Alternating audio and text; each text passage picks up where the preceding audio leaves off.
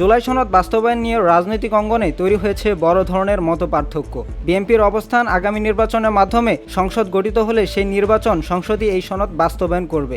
অন্যদিকে জামায়াত ইসলামী, এনসিপি, ইসলামী আন্দোলন ও গণ অধিকার পরিষদ বলেছে, গণভোট, গণপরিষদ, নির্বাচন কিংবা অধ্যাদেশের মাধ্যমেই এই সনদ কার্যকর করতে হবে।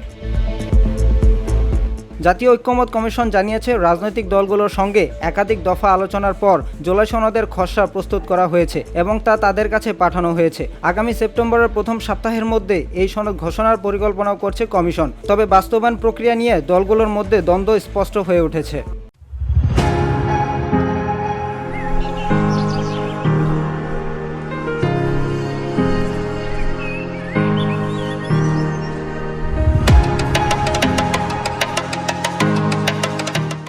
প্রথম দিকে নির্বাচিত সংসদের মাধ্যমে বাস্তবায়নের বিষয়ে অনড় থাকলেও এখন আলোচনায় বসতে আগ্রহী বিএনপি। দলটির দাবি, আলোচনার মাধ্যম দিয়েই সমাধানের পথ খোঁজা সম্ভব।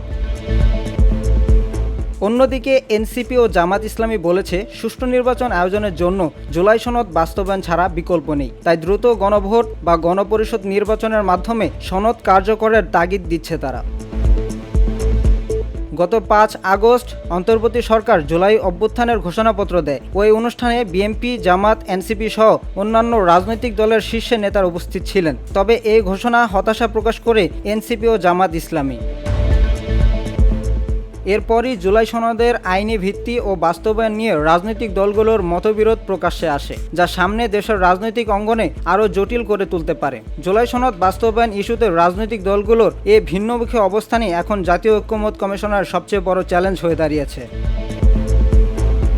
VOD Bangla news desk.